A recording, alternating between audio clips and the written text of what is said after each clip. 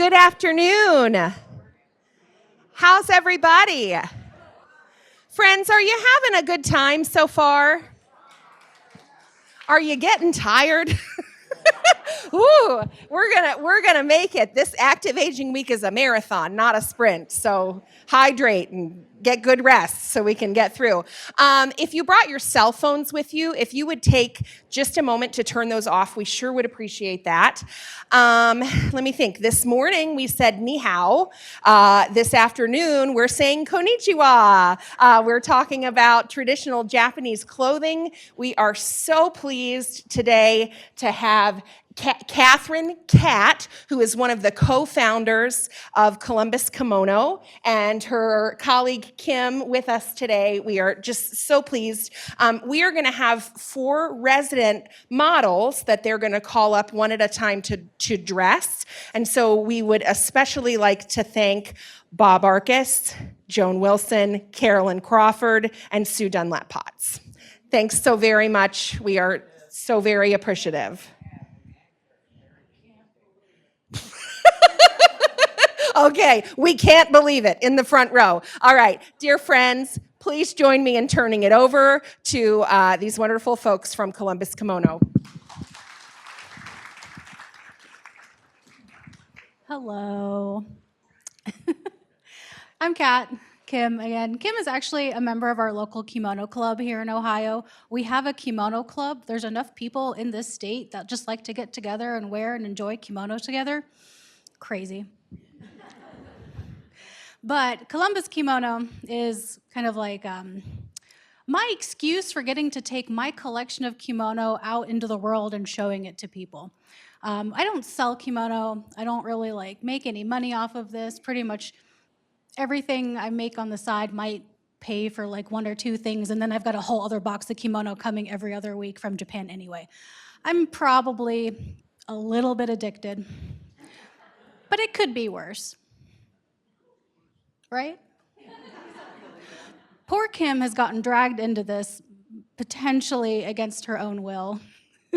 So she gets texts from me every day. Oh, look at this one. Oh, look at that one. This is a really nice design. Half the time she's like, that's so ugly. What are you talking about? Whatever. So, kimono. Yeah. Does this work better? So, kimono are the national dress of Japan. Unfortunately, after the Second World War, everyday wear of kimono pretty much dropped off significantly. But it is kind of making a comeback. There's a huge secondhand market in kimono. So when people ask me, oh, aren't they so expensive? They're not. You can get an older vintage one for a couple bucks. And really, it's the shipping that's expensive, not the kimono themselves.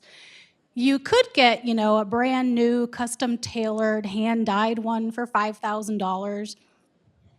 But for that, I could probably buy 500 other ones. So it's kind of where do you want to spend your money? When we think of kimono, a lot of people don't always know the difference between kimono and the various other Asian garments. Does anybody know any other type of Asian garments? Sorry. That one's Japanese, yep. So we've got the Korean hanbok, the Chinese aodai. There's a whole range of different silk garments that they're pretty easy to get confused, but we're only going to be talking about Japanese kimono today. The other thing that's kind of a pet peeve of mine is the word kimono has kind of been used by the fashion industry to describe any kind of jacket or dress with a bell sleeve or a collar that crosses over. I can talk myself until I'm blue in the face, yelling and screaming that is not a kimono, that is a fashion garment.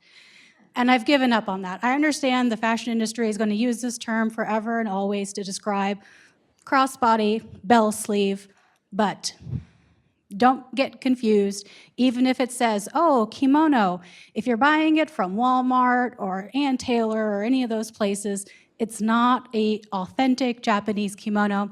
It is a fashion item. So, I'm going to start with this piece of fabric because all kimono are made from one long bolt of fabric. Okay? This is about 12 meters long. It's 35 centimeters wide, and the Japanese use meters, centimeters, that kind of thing. So if you can imagine this, I'm not going to unroll the whole thing. Will you grab the end of it? Yeah. But this whole bolt, every piece of it will be used to make one kimono. Nothing is wasted. The extra fabric is tucked into the side seams. If there's maybe a few extra pieces, it might go into the collar to help support the collar, but nothing gets thrown away. That's one of my favorite things about kimono. Kimono can be made out of silk, obviously. We all know silk kimono, but they can also be made out of a whole bunch of different types of fibers. My favorite especially are polyester and cotton ones. For some reason, whenever I go out to a festival in kimono, I attract every drunk guy in like a 5-yard area. And they all come stumbling up to me real excited, and they always spill their beer on me. So I will not wear silk out in public anymore. Sometimes I spill stuff on myself too, but that's not important. It is possible to clean silk, but it's really hard. There's no specialists really here in the United States that know how to handle silk. The way it's woven might also dictate how it gets cleaned. In Japan, the specialty cleaners tend to use really carcinogenic cleaning materials to get stains out of silk. Sometimes it's not a matter of cleaning the silk, it's just a matter of restoring it in a way that the stain can't necessarily be removed, but you maybe don't see it anymore. You can dye over it, you can embroider over it. There's a lot of things you can do to save a kimono that's maybe been passed down in your family for 5, 6, 7 generations. But I'm much more a fan of things that I can wash at home. So wool is an option, cotton, polyester, linen, rami. Jean fabric is very popular in the last couple of years in the kimono industry. I don't personally own a jean kimono. That seems just real heavy, and maybe I'll try one someday, but very popular. Basically, anything that doesn't stretch, you can make a kimono out of it. Does anybody have any questions before we go on? Go. Yes. What sparked my interest in kimonos? Yes. The very sad, boring answer to this, which I think covers a lot of people interested in kimono, is it starts with anime, Japanese animation. So like Dragon Ball Z, Sailor Moon, this kind of stuff was on TV in the late 90s, early 2000s, and that's really what sparked my specific interest. The author of the anime series Sailor Moon, which was a magical girl show about girls that fight for justice and against evil and for love and moonlight, and it's a very good series, I think. The lady that created that show did a series of watercolor art books, and she would frequently do, for New Year's and also for summer, all of the characters wearing kimono. And that's probably the first time I saw a really formal, long-sleeve woman's kimono. And just the way this woman does watercolors, it was fantastic. And I was maybe in middle school. I had a job, and I had the internet, and I was able to find online sources to buy myself kimono. And I've been poor ever since. Okay.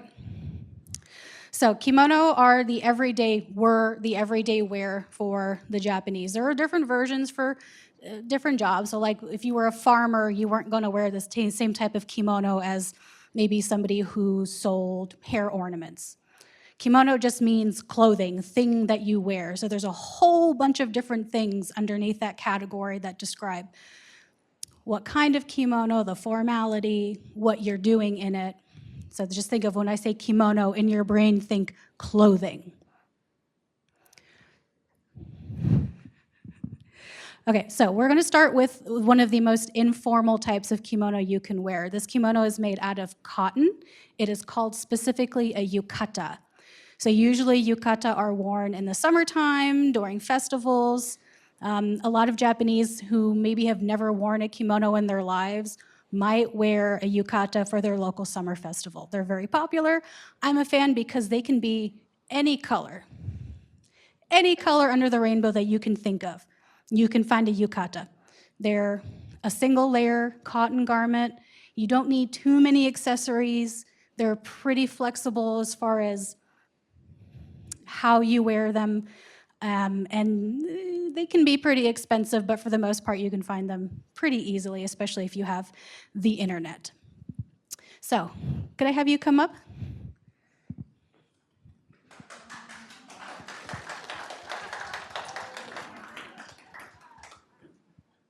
Will you pull this one over there? Tell me your name. Sue. Okay. So Sue is going to model for us one of my yukata. So aside from formality, kimono also have a lot to do with season. If you can imagine having to wear 4 layers of silk in the height of summer, no, very bad. So the Japanese are very intelligent. Every culture in the world is very intelligent about their clothing. They have summer weight stuff and they have winter weight stuff and everything in between. But also the pattern on the kimono can be very important. Will you hold that up for me? Can anybody recognize the flower that's on this yukata? Hydrangea. Who said hydrangea? Yes. There are some chrysanthemums on there too, exactly. I bought it because it has hydrangea on it. Hydrangea are one of my favorite flowers. This is one of those other weird things that happens when you get into kimono is you start finding favorite patterns. So if it has a hydrangea on it, I might have to buy it. Kim, do you want to walk down there and give everybody a look at that? There's nothing special about this yukata. It's mass produced. It was probably assembled in China. Just like our clothing manufacturers, the design might be here locally, but then it gets sent somewhere else for cheap manufacturing. It doesn't have to be made in Japan to be a kimono. What's important is the construction, and ideally the person who designed it was Japanese, but there's a lot of non-Japanese people designing kimono nowadays too, and the construction is accurate, they're sold as kimono, and that's perfectly fine.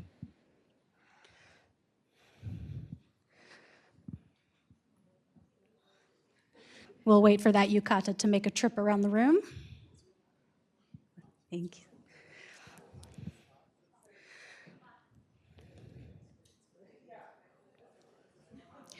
So what makes this an informal kimono is the fact that the design doesn't have an up or a down direction. It was a bolt of fabric, just like that one we looked at a moment ago, 12 meters worth, and it's the same pattern printed over and over and over again. So it's not very complicated on the design, it's not very complicated on the construction. That's what makes it informal. But just like some of us might have a pair of jeans from Old Navy that we got on sale for 20 bucks, somebody else might have a pair of jeans that you got in New York that cost $500. Does anybody know somebody with really expensive pants? Jeans are jeans, right? It doesn't matter if they cost $500, doesn't matter if they're from some fancy designer, they're still jeans. You wouldn't wear them to somebody's nice wedding or to a Michelin restaurant. You can buy informal kimono that aren't good for formal events, like you wouldn't go and meet the president in it, but it's still very expensive. If you want to go into a deep dive on fashion, kimono are extremely interesting in terms of how they're made, designers, artisans. There are artists out there who are considered by the Japanese government national living treasures because they're one of the few remaining people who can do certain types of dye or embroidery or tie-dye styles. Okay.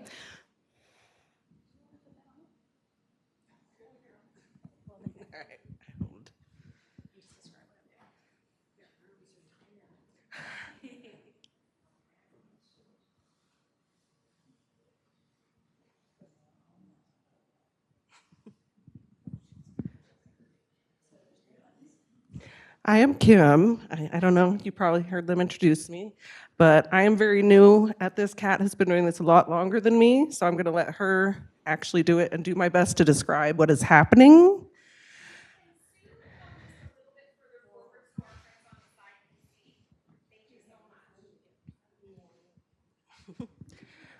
There are no zippers, no buttons, no snaps anywhere on this. So in that way, it is one of the simplest full pieces of fabric you're gonna find. So you might notice it's really long. It's too long for Sue. Perfectly fine. Actually, women's kimonos specifically don't really have a length. You want it to be at least as tall as you are, but you want to have adjustability. So when you have those nice heirloom pieces that you pass down in your family, you're not super worried about the length, but you do want to think about the width and the wingspan. So lovely Kim over here, when we're shopping for a kimono for her, we have to look really closely at the measurements because she's got real long arms. She is right at the edge of what you can possibly make from a standard kimono bolt of fabric. So it's very interesting finding stuff if you're especially tall or if you have especially long arms. One of the fun things about kimono hunting, I guess. Okay, so like Kim said, kimono don't have any zippers. There are no buttons here. What we use to hold the kimono on is this lovely, fashionable, high-tech piece of fabric. This is a himo. It's just a long piece of, it could be cotton, it could be linen, it could be silk, it could be polyester. I really like the linen ones because natural fibers kind of cling to each other and you really don't have to worry about the himo unwrapping on you. Explain left over right. Oh, in kimono, you always go left over right. So you're gonna pull the right first and then the left. Otherwise, it implies something bad.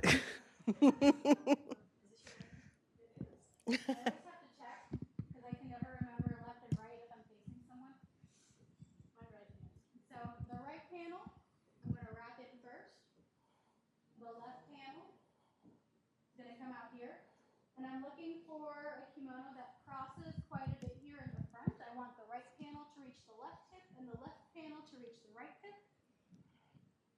And I'm going to take my fantastic piece of fabric. I'm just going to wrap it around. Was that a question? Was that a question about underwear? I would love to talk about kimono underwear. Yes? There are special kimono underwear, but it basically amounts at the very basic level to a cotton slip. Obviously, if you're wearing something like silk or even a cotton one, we don't want to wash this every time we wear it. You know, it's going to wear down, it's going to get, they don't hold up to as well as some of our modern clothing does. Even though this is a modern piece, it was made in a factory probably 5 years ago. Especially the silk stuff, linen, that kind of thing, we don't want to wash it all the time. So we wear a couple layers underneath our kimono, starting with your underwear, whatever you're going to wear, whatever you want to wear, and then a cotton slip. Just like Western dresses have a slip layer and a couple layers of foundation garments to build up underneath the actual dress, kimono were exactly the same. We'll see some of the other foundation layers on the more formal kimono, but for yukata, this is the other reason I really like yukata as a starting garment, as an everyday wear, is you can pretty much just wear a cotton slip, your underwear, and that's it. There's not any other accessories needed for this.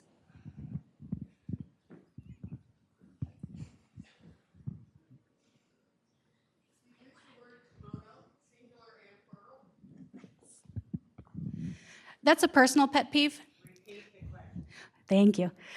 Do we say kimono as a singular and a plural? I do. It's more of a personal pet peeve. I don't like applying Western grammar rules to non-Western languages. Totally personal opinion. There's no hard and fast rule about this. There's no kimono police that are gonna come hunt you down. Just my personal opinion. There's a counter word. Don't ask me what it is because I do not speak Japanese, but I know there's a counter word that indicates multiple of an item, and that counter word changes for what the item is, how many of them there are. It's very complicated. It's almost as bad as German. Okay, what Kat is doing now, you probably saw our model go, what is all this up here? And that's a perfectly rational question. But if you ever see an actual kimono on, it is very neat up here. So this is totally normal. We're gonna smooth it out, even it out, and it will end up looking very neat. She has to put one more tie on to keep it neat at the top, keep the collars together.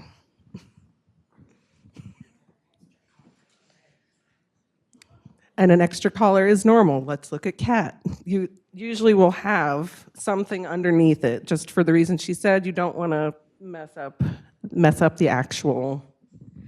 Actually, the post-Edo period, when Japan opened itself back up to the rest of the world, it was very popular to wear an English shirt, especially for the men, an English collared shirt underneath your kimono. So this isn't weird at all, actually. It's very historically accurate. Okay.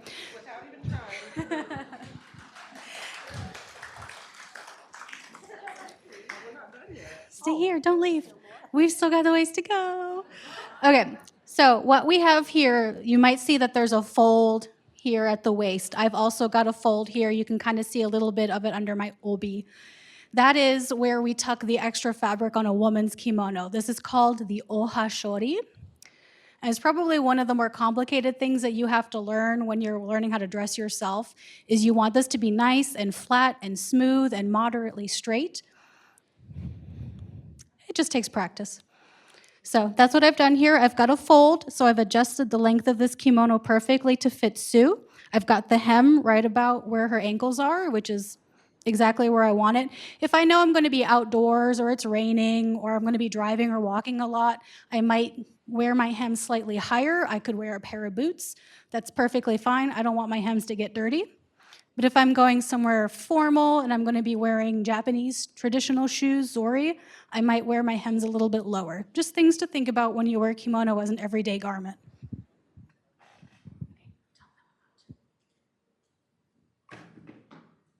That was the one with it. Okay. Kat's being indecisive. What she's got now is a hanhaba obi. It is usually about 4 meters long.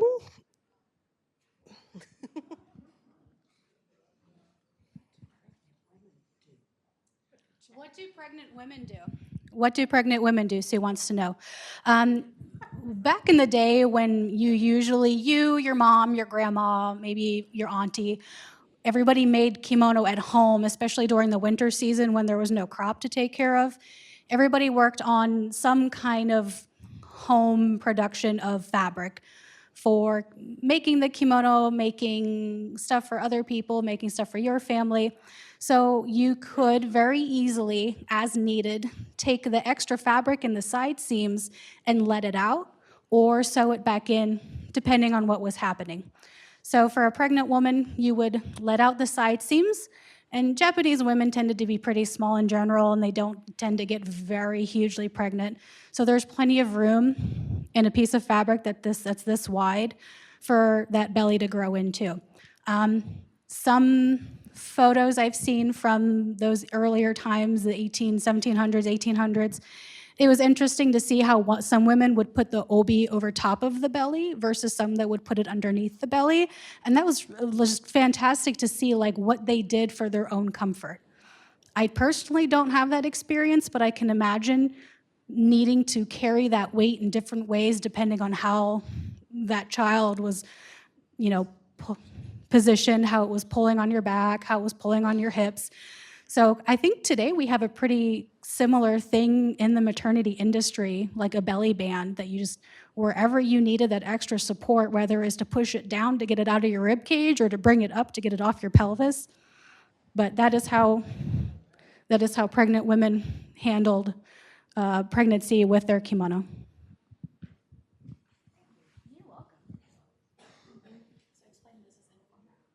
Oh, and also the hanhaba obi is informal, which you're going to place with an informal. This is a party kimono. You're going to go to your festival and see the fireworks. It's nice and cool to be in the hot summer air.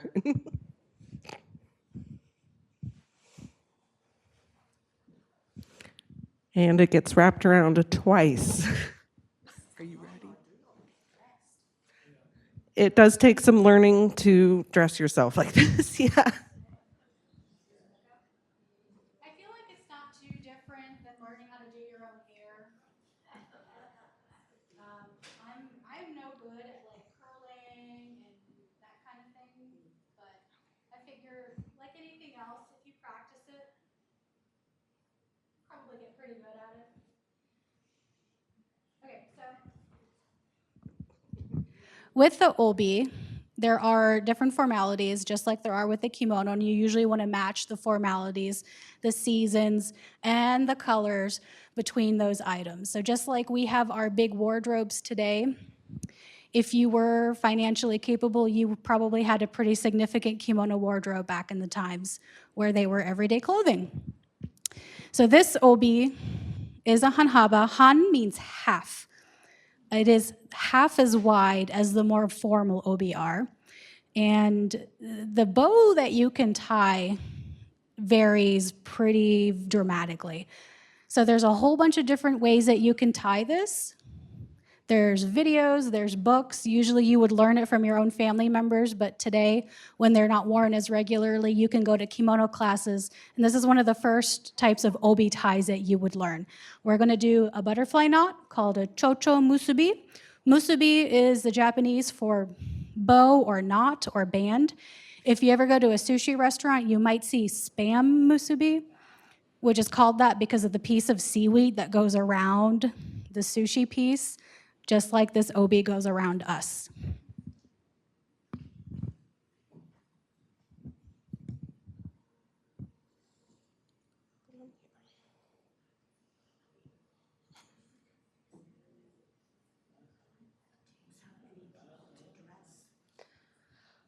We're able to do this to ourselves. I know. It does. We're going to have multiple models up here, and I'll turn everybody in a different direction.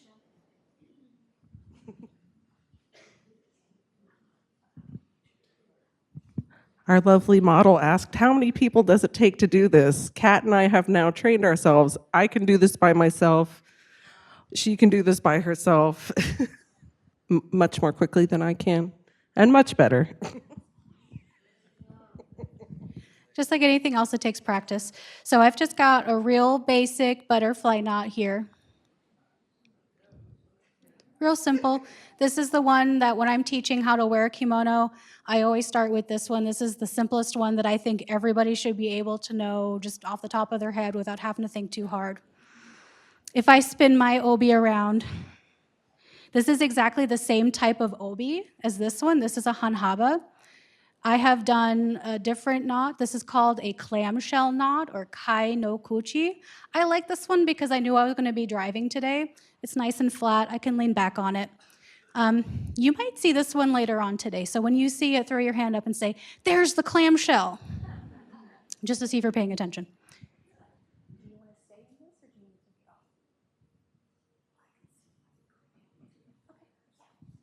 Okay. Yeah. It's fine.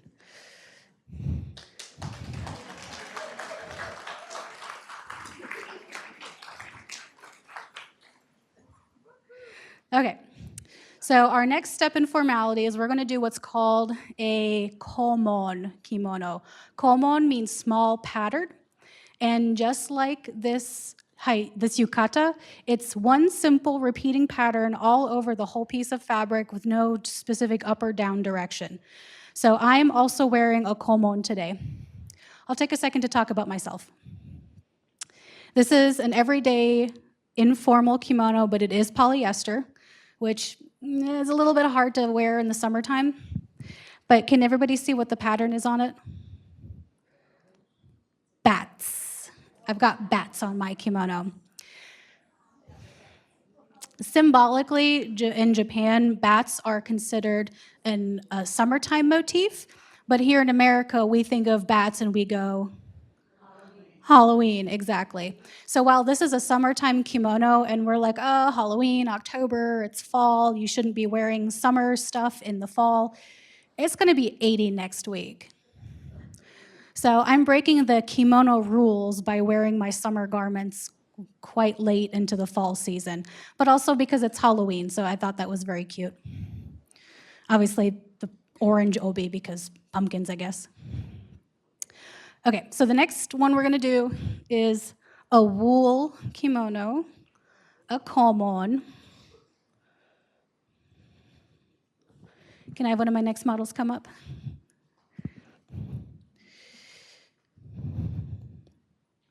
This is a woven pattern, and it might actually be polyester, but because the kimono producers in Japan are getting so good with their polyester fabrics, sometimes it's really hard to tell. Unless I burned a piece of this, I honestly can't tell for sure whether it's wool or a wool blend or polyester. But this pattern is very old-fashioned. This is extremely what, if I showed this to somebody my age who grew up in Japan, they would say, "Oh, my grandma wore that." That's the, oh yeah, go for it. Kim's gonna bring the other, this is a two-piece kimono. Kim's gonna bring the other half around for everybody to look at. So you can usually date a kimono by the pattern, just like our fashions change decade by decade. The kimono fashion industry changes also decade by decade. The 60s were weird for kimono. There was a lot of heavy influence from the West, so you had very traditional kimono, but very Western hairstyles. Pretty much from the 20s on, the Japanese took a lot of fashion influence from the Western world, especially Europe and America.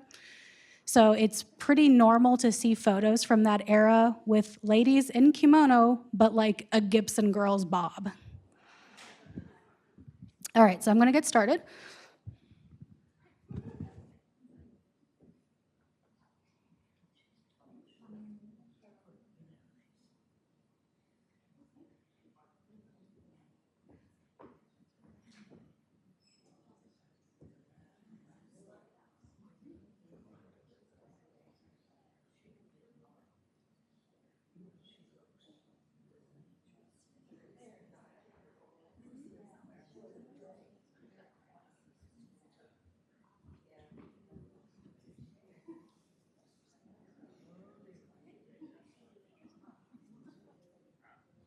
So just like with the yukata, which is a step down in formality, we're gonna use our handy dandy emo.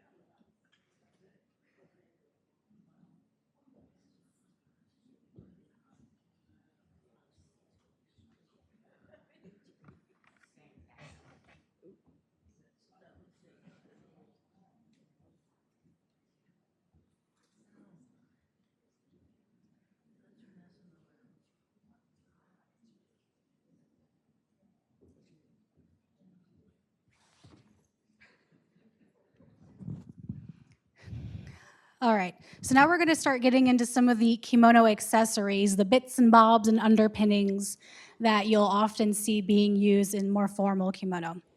This fancy, high-tech, amazing piece of equipment is called an obi stiffener. All it does is it goes underneath the obi or in between layers of the obi, and it helps it stay nice and flat. Because obviously this part of our body does a lot of flexing and moving, and we don't want, especially the really nice heavy brocade silk obi that you might wear with a formal outfit, we don't want that stuff to get crushed underneath our bodies. So you'll find these being used very frequently. And this is also something that's really easy to make yourself if you were to get into this hobby and say, I just don't want to spend all this extra money on all these underpinnings and bits and bobs. For a long time, I made these out of cutting boards myself. I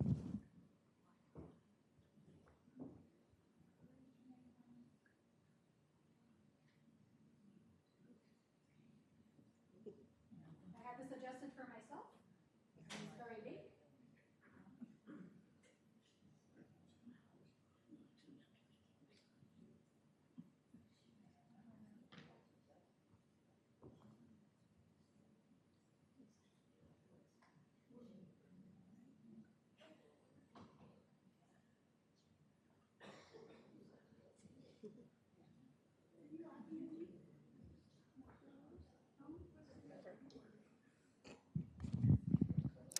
Okay, so here is another Hanhaba obi. I'm really fond of these. They come in all kinds of colors, weaves, patterns, designs. I just think they're so fun.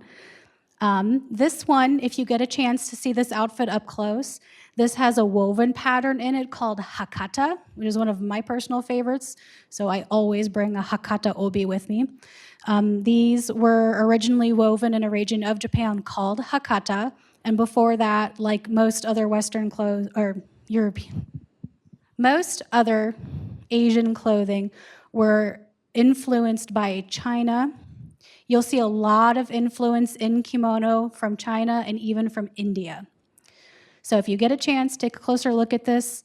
The weave itself came from China, but the pattern is an Indian design. The Japanese were really, really good at picking up things, patterns, dyes, techniques from other countries and incorporating it into their own culture. One of my favorite obi at home has a Persian warrior horse on it. I don't know why the Silk Road ended up reaching Japan the way it did and why the Japanese saw the Persian warrior designs from modern day Syria and said, that, we need that guy and we need him on our obi. But it did. Egyptians too. There's a lot of Egyptian patterns on kimono.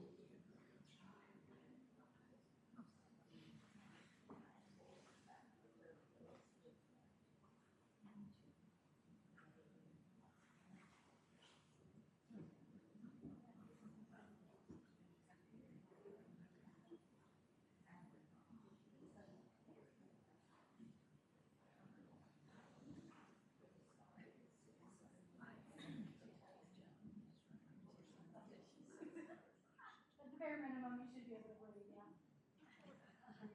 I hear people often say that, oh, the obi is like a corset. It shouldn't be. I hear comments often that the obi is a lot like a corset, but it really shouldn't be. It shouldn't be very tight. It should be just tight enough to stay up on your body with the help of that obi board underneath it. It should never be uncomfortable.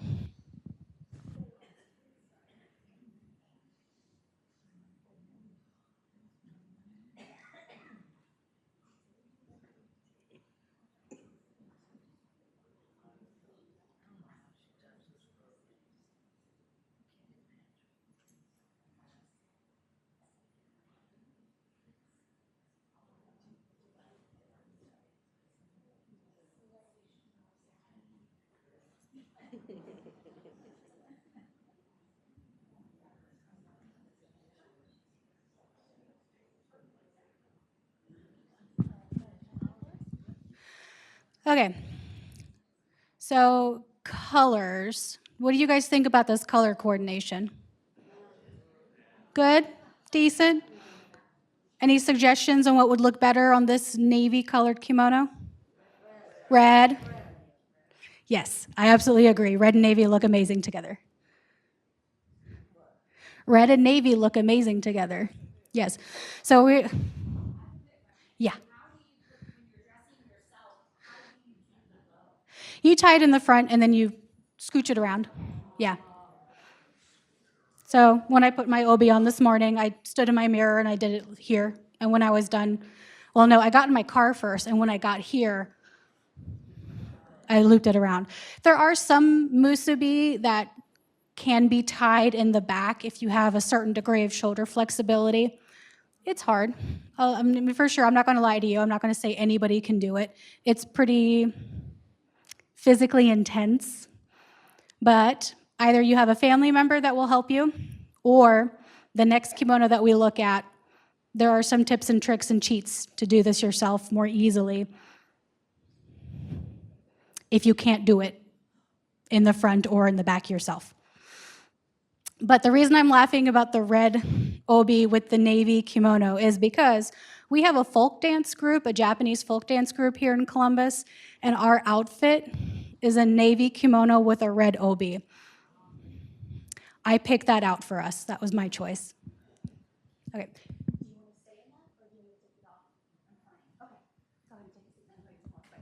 Yep, just take small steps. That's another really common question.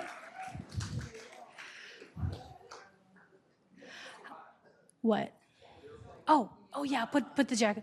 Wait 1 second, I forgot about the jacket.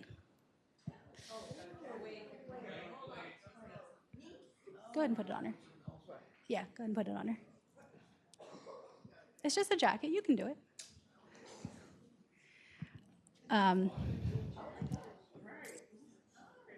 You can take it off if you feel like it's getting too warm. Oh yeah. I mean, I don't mind for sure. Almost 3 years ago, there's you can custom order your kimono, just like you can, custom order your clothing here or semi-custom. So there's a lady in Japan who's a licensed kimono tailor, and she's pretty good English speaking. So she offers her kimono tailoring services to the Western market also. And my second ever fully custom tailored kimono I ordered from her was a matching set very similar to this, because I absolutely had to have a matching kimono and kimono jacket. I don't know why, but for some reason, it's like a Western suit mentality maybe, but I had to have that kind of ensemble. It's a lined piece, though. It's a little bit too warm for me to wear. Otherwise, I could have worn it today. It's just an S-hook. I was going to fix it after.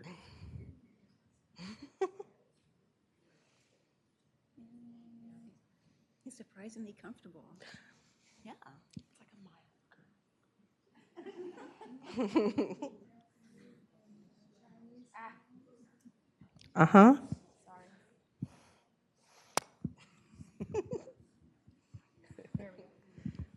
She's had the person with the retinal detachment try to put it on. There are depth perception issues.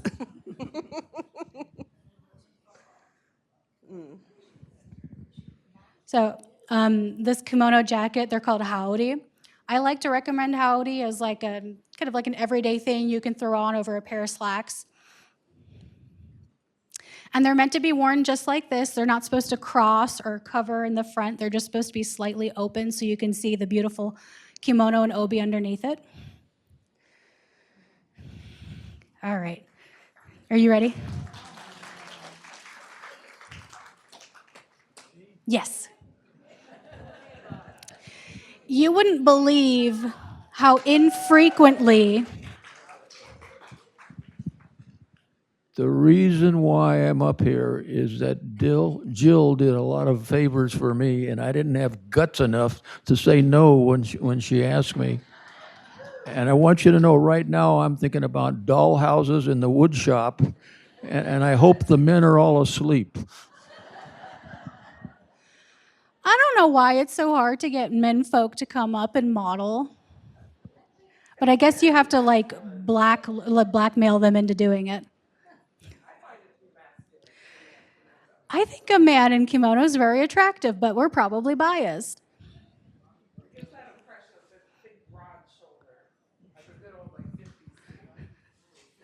We go ahead and get started on that. So men's kimono are kind of a whole different bag of worms compared to women's kimono.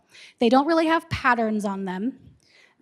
They don't come in fun colors. Basically, at some point in history, there were a number of sumptuary laws from the emperor that said the merchant class, which had all the money at the time, were not allowed to have fancy kimono. So this has led to now in modern times, men's kimono being very boring. They come in very simple colors. They come in very minimalist patterns. Brown, blue, black, gray, that's about it. That's all you're going to get for men's kimono, for better or for worse. The only fun thing about men's kimono is every now and again you'll get a men's kimono jacket, a howdy, that has a little surprise on the inside. Sure.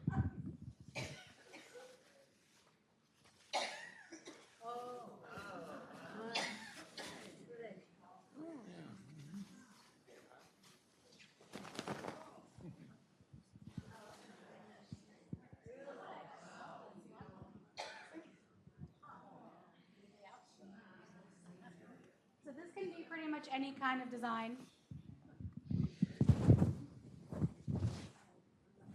What we have here is a royal procession. There's probably a princess inside of this palanquet? What's that word? And she's being carried by a group of retainers, guards, whatever, as they're moving from one royal area to the next. These can be kind of gory, they can be beautiful scenery. Yeah. He will. Yes. It goes on top, though, so we have to. But it can be pretty much any kind of pattern. Beautiful women, landscapes, warriors, animals, gourds, just real simple stuff. Battle themes, post or pre-World War II, war-themed kimono were very popular. We had pretty much the same thing here.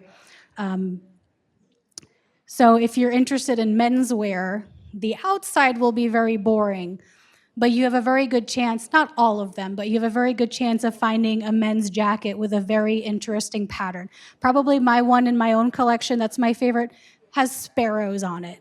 Just real simple stuff. But the artistry, yes. They're not meant to be reversible. What happened was because of the sumptuary laws saying the merchant class are not allowed to have fancy clothing, the men put these beautiful pieces of art on the inside where they couldn't be seen. But when they went to like a tea house or to go hang out with other, merchants of their rank in their areas, when they went indoors, you take the jacket off. Take your hat off, take your jacket off. That was what it was expected of the clothing. And you could hang the jacket reverse to show off the beautiful art that you had custom made for you.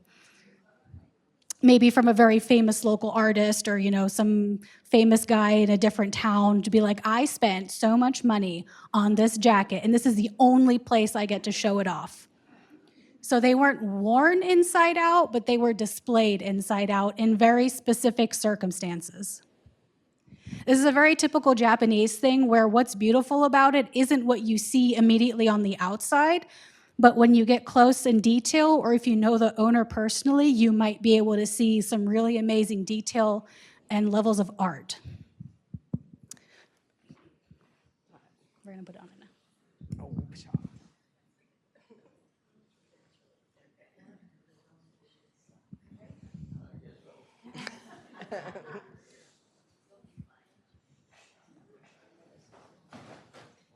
The kimono is completely plain on the inside. Only the jacket would have that pattern to it.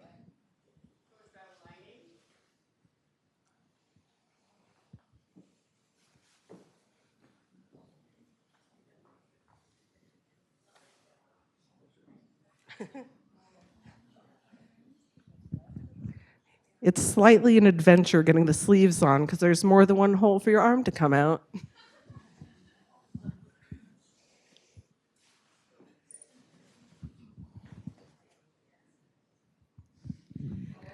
I will admit this kimono has been sitting folded in my shelf for a very long time. It's a little bit stiff, but we'll be fine. Here's my himo. This is a slightly more masculine one. If you really need to have men's and women's versions of things, they do exist in the kimono world too. But you don't see this, so does it matter?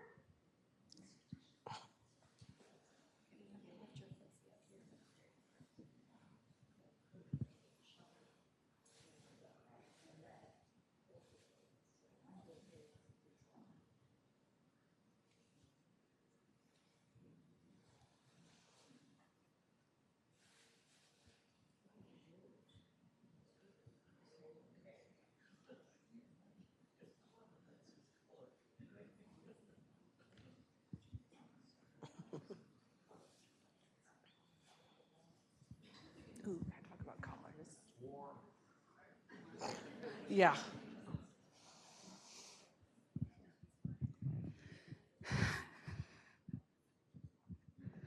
Almost perfect. Maybe a little bit too long, but we'll be fine. Here is the men's obi. This is a kaku obi. It's a lot longer than many women's obi are, but it's also much narrower. If I had an extra couple hours, I could tell you all about how sumptuary laws and the evolution of fashion affected the width of women's obi over time. I'm sorry, I can't do that today. But this is basically what all men's obi look like. Again, they're not super interesting. The colors are real plain. You might have some with a woven design on them, but there's just not a lot of market value there, I guess.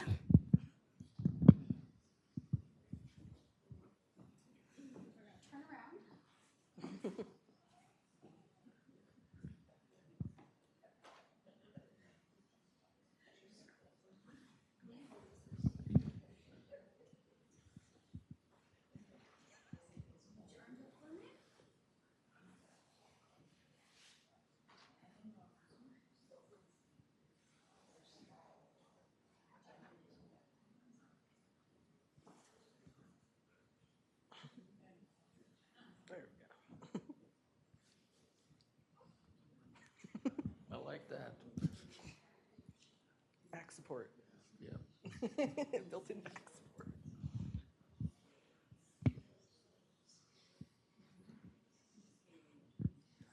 You don't need your recliner with the lumbar support if you've got an obi on. I can tell you that much.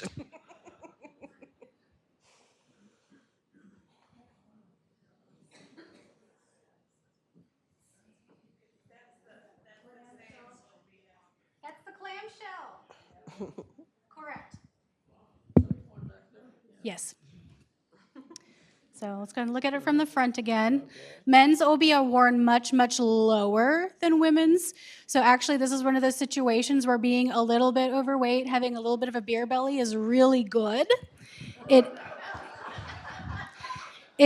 means that you could eat as much rice and drink as much sake as you wanted because you were making good money. And it's just a really good place for that obi to sit on. It really wants to sit quite low. Young men, children, guys who are especially skinny, that obi tends to ride up. And something about the obi on a man sitting up here at the natural waist, it makes you look like a little boy.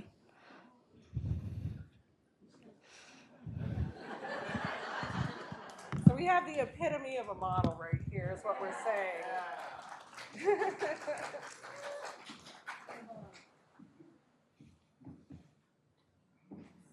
been to Japan, and all the men wear blue suits and white shirts. Yeah. There's one company made them all.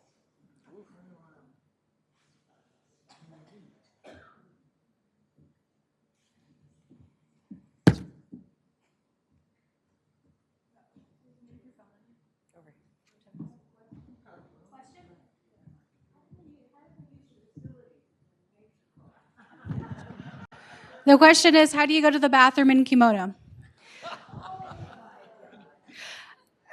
It's a very valid question. Anyone who's worn a dress or a skirt or a kilt will be familiar with this maneuver. Yep, pretty straightforward, just like that. Does it answer your question? Yeah.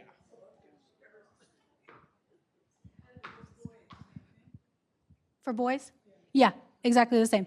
Because, yeah, it's basically like a dress, right? There's a pant. Like if you've ever seen a samurai movie, you've seen them wearing the very pleated skirt-looking thing. Those come in two versions. There's the skirt type, where it's literally just a big old pleated skirt, hakama, and there's the split type, which are for martial arts and horseback riding. But in that specific case, the crotch is actually quite low, and you just kind of, I'm given to understand, I don't have personal experience in this, you just pull the crotch over to one side, hike up the panel, the skirts of your kimono, and do your business.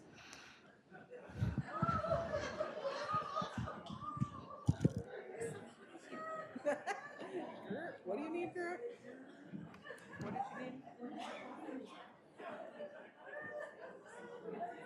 too young to understand.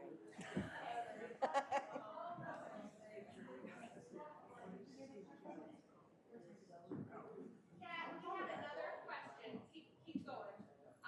Does the kimono restrict your step length? Yes. I just realized I don't know the specific way of tying the men. Hang on. Gotcha. So the first question was, does the kimono restrict your ability to walk? It does. Probably about as much as, a woman's pencil skirt or a particularly long dress, or I don't know if men's clothing has a similar equivalent to something that you wear that might make it hard to take giant monster steps. But if I knew that I needed to be able to do a whole lot of walking, I would wear what's kind of the farmer equivalent of pants, mompe, which they're basically pants. They're wrap style pants. But when you wear kimono, you do have to be consciously aware of how big of a step you're taking. Ideally, for a woman, you're told to do a pigeon step, which is very much a toe-in walk. And aside from stairs being kind of cumbersome, I'm not super, restricted by my kimono. And I am wearing kind of funky geita today, but you get used to it. I think it's probably not any different from women who wear particularly high heels or like a hollow skirt from that era, whatever that era was. What are those shoes? I would love to talk about myself again. Thank you. These are just one of very many different styles of geita, wooden Japanese sandals. The sole is made out of wood. I put red on the bottom, A, to help slip, and B, I had illusions of grandeur about Louis Vuittons. These are a little bit fancier. They've got rush padding on the top. Oh, you did. Versus a more basic pair. This is the exact same type of shoe, but they're much more simple. These are just wood. It's a very lightweight Polonia wood. This would probably float. I think most wood floats. They're very lightweight. They don't last forever. They're not comfortable. I'm not going to lie to you and say that these are great and I could walk in them all day. I absolutely cannot. Oh, my socks. My great-grandparents had wooden shoes. I find them quite comfortable. Yeah, there's some research that says certain types of wooden shoes help with certain back problems or posture issues. And it's very dependent on each individual person. So I can't tell you that they're comfortable, but maybe you try a pair and they help with your lower back pain or something like that. Friends, why don't we do this, because we're getting a little bit close on time. We're at 2 o'clock now, so I know some of you had things you needed to attend to at 2 o'clock, so please don't feel that you can't get up and go and do that if you need to. And let's hold the questions until we dress our last person, and then if you have questions after, perhaps we can spend a little bit of time doing that. Does that sound okay? All right.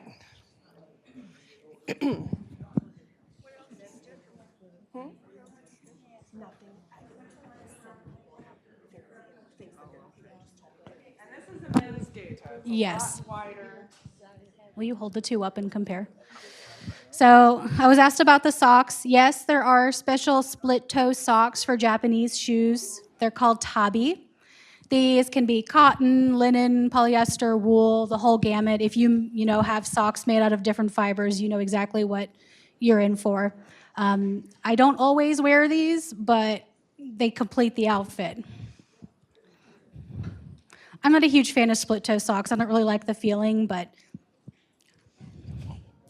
okay. Thank you. Yeah, if you want to walk around and let everybody take a closer look, I would love that. Open for autographs, $1 each. Okay, and since I talked too much today, I'm going to do our one last outfit. We'll talk real quick about the 3 kimono that are hanging on display here. The 2 here, this one and this one, the gray one and the cream colored one, those are the really famous ones that everybody who gets into this hobby always wants to have one of these. This is the fure sore. Sore means sleeve, long sleeve, swinging sleeve. These are almost exclusively worn by women who have not yet been married as bridal attire, or women who are going to the coming of age ceremony. Once a year in January, everybody who's turning 21 that year gets together and celebrates entering adulthood. And a lot of the girls will wear, for the one and only time in their lives, will wear this kind of kimono. Usually it's from a rental service. They get professionally hair done, nails did, and a professional dresser puts the kimono on them. So there's not a whole lot of these being actually worn and owned by the Japanese anymore. 10 cents a dance. But that's what these are. So if you have a chance to come up and take a closer look at these, they're very heavily detailed. There's a lot of gold. There's a lot of embroidery. This one I know is definitely hand-dyed. That one might be handmade, but I have about 4 of this exact same pattern, but in different colors. I don't know why, but I really like this particular pattern. Okay, so one last model. This is still a komon. This is still an informal, everyday kimono that you might go grocery shopping in. But this one is silk, and this one is made using a stencil technique that I'm super fond of. I usually like to bring my favorite things to these kind of events where I get to talk about kimono. I bring the stuff that I like a lot, and then I talk too much. So what we have here is a stencil print, and can anybody see what these patterns are? Butterflies. Do we recognize anything else?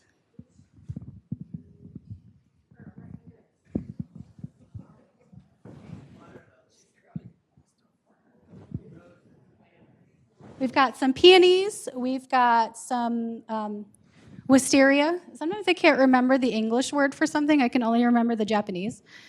Yep, we've got butterflies, peonies, some irises.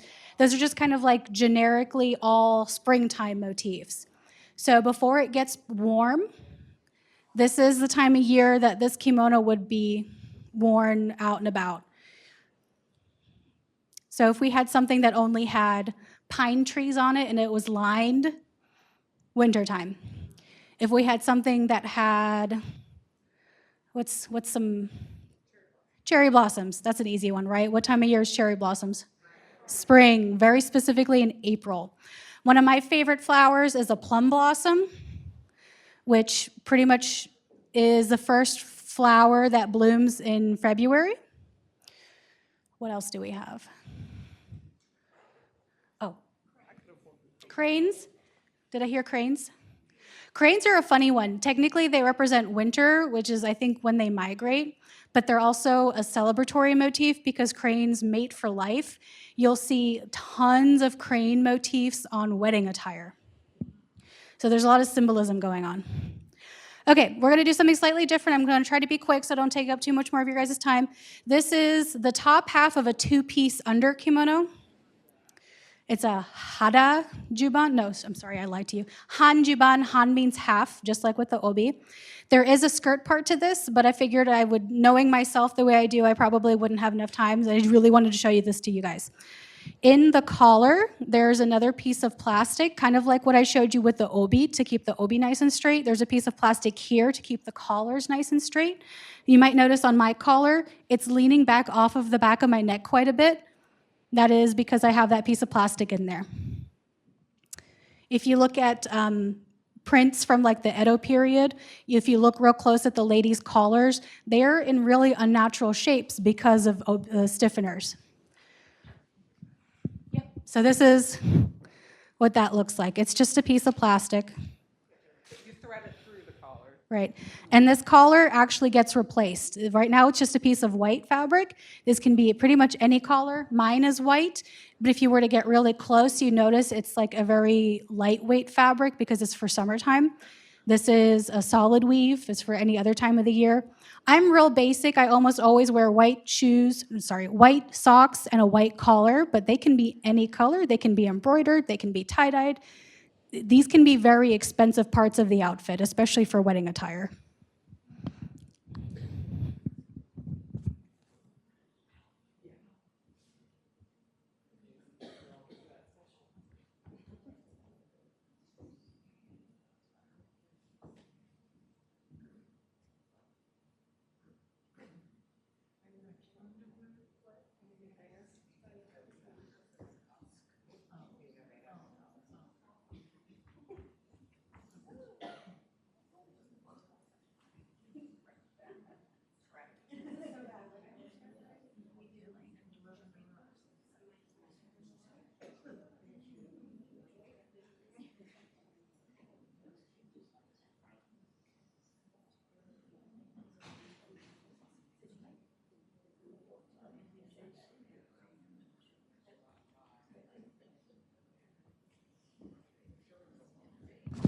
All right, one of the most important rules I want you guys to remember about kimono is it's always left over right.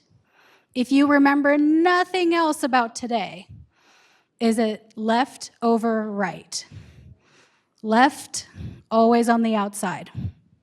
Pretend you're Napoleon, and if your right hand can go in and sit there like Napoleon, that's the correct way.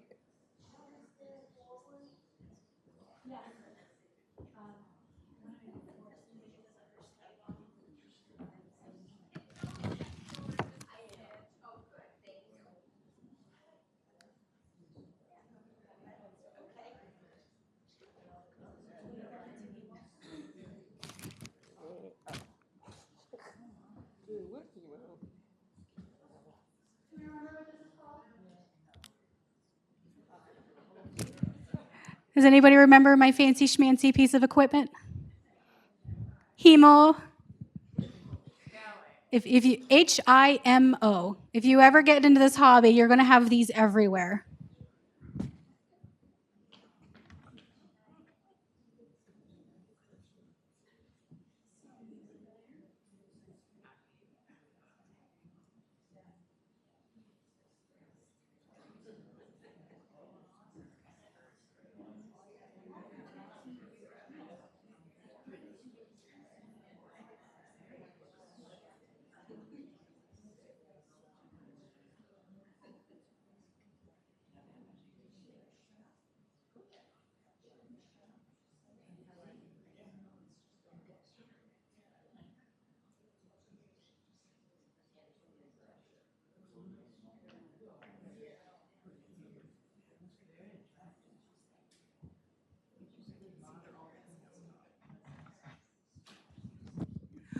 I remember were concerned earlier about how messy it looked on top. It's clearly supposed to be that way, and then you just go through and you fix it and make it perfect and smooth later on.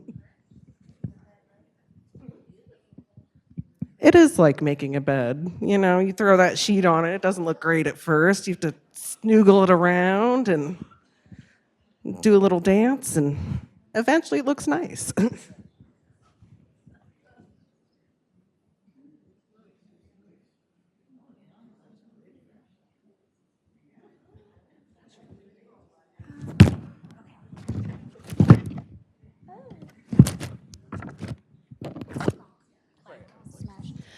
Okay, so I mentioned earlier that there are some ways, workarounds to tying the obi yourself when it's kind of hard to do. So there are, in fact, pre-tied two-piece. These are easy obi. They can be Velcro, they can have snaps on them. This one just has some more hemo tied onto it. I suspect this one was probably made at home by somebody who needed to either upcycle an obi that they couldn't wear anymore. Maybe there's a hidden stain somewhere that we can't see now. Or they just really liked it, but we needed it to be easier to wear. So most of the shape has already been sewn into place, and we'll see how quickly that goes on. The other thing we're going to have now is this obi pillow. This helps create the shape of the bow in the back. This does a lot of the work of holding the obi up and in place.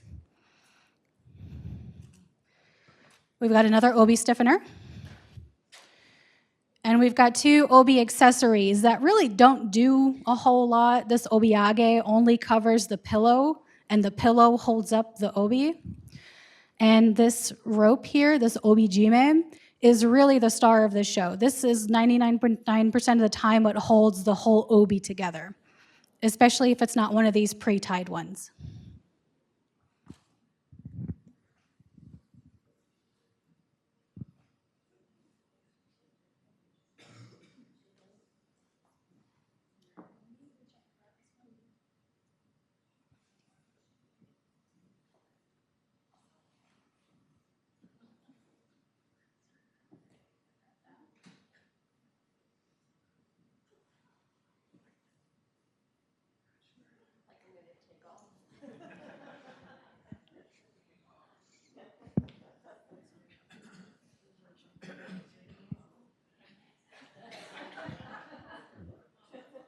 Can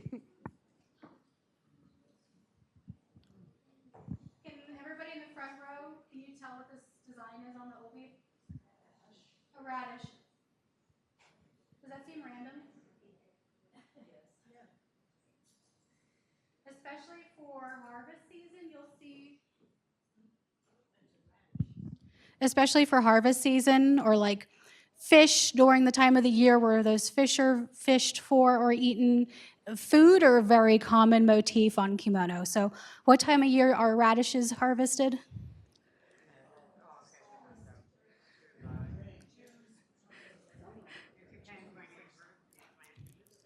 Usually they're a cold weather plant, so you plant them late spring and you harvest them before the coldest part of the winter, but it probably depends on what kind of radish it is.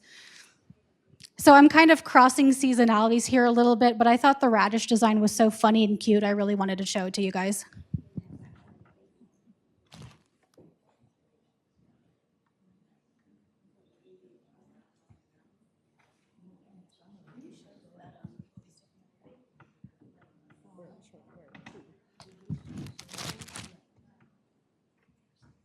Can't forget this.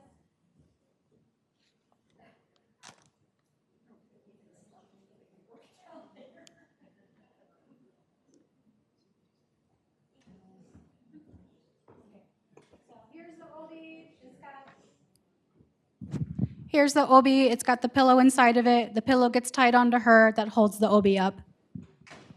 If this was one long obi, a normal one, this would be a little bit different, and I think actually easier for me to tie, but I wanted you guys to see this funny one.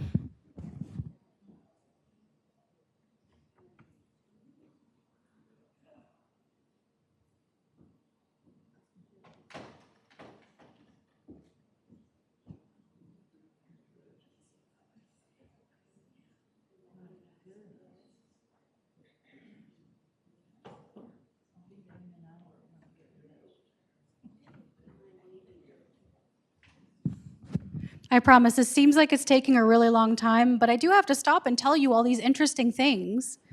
If I was just dressing myself quickly, it'd probably take about 10 minutes max.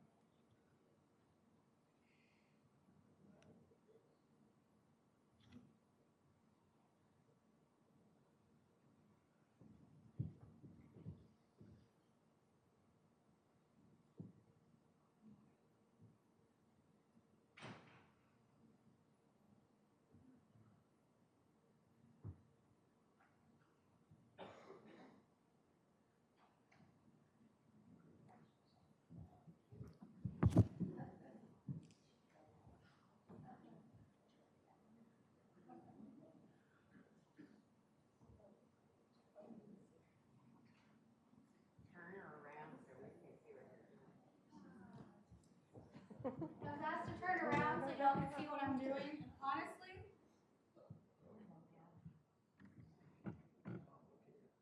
I'm not quite sure because whoever made this easy obi did it kind of in a weird way that's not standard.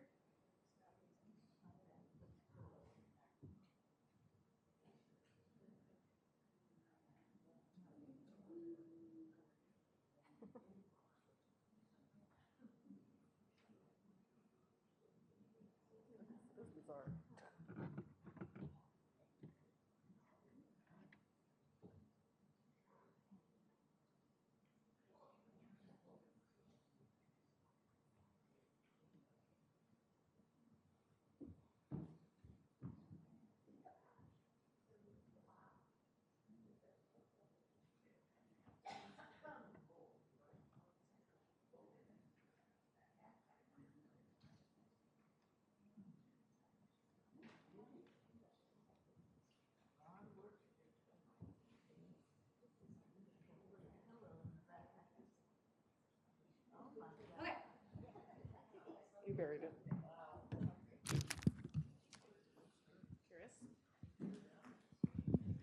All right, so here is the finished, slightly more formal than the last one because we're using a slightly more complicated obi with a couple more accessories needed. So this obi is technically a Nagoya obi, but it's been cut and sewn in a few places to make it easier to use. And it was probably done by somebody at home for their own use because the stitching is very much hand done. You can buy these brand new from companies, specifically targeted so that you can more easily be able to put your kimono on yourself at home with no help. And it has radishes on it. I don't know, like at one point we were just finding a lot of radish pattern kimono on the secondhand sites, and I'm like, shoot, I need a radish obi in my collection. Usually I'm more of a flower person, but I just thought they were so funny. So that is the slightly more formal, what you would see pretty much women wearing every day, going about town, doing, running their errands and whatnot. Almost the same as what I'm wearing, just slightly more formal obi, more accessories. Cool. All right, you guys. All righty. Oh my gosh, friends. We learned a ton about kimono, which is wonderful. Thank you so much again to Kat, to Kim from Columbus Kimono and the Kimono Club, right? And thank you so much to our residents who served as models for being such good sports. Joan, Bob, Carolyn, Sue, thank you so very much. Can all of our kimono dressed folks come up? Okay. All right. If you have time, please, I'm welcoming you all to come up and take a closer look at the kimono that are hanging here. If your hands are clean, you can touch them, but they are silk. So if your hands have not been, in the spaghetti tray or whatever might be happening. All right. And friends, we will see you back here tonight at 7 o'clock for live guzheng music. Joanna Lee is going to be with us. The guzheng is a Chinese instrument sort of similar to like the hammered dulcimer and a harp, and they had a baby, and that's what the guzheng is. So please join us for some live music and dessert tonight. Have a wonderful afternoon.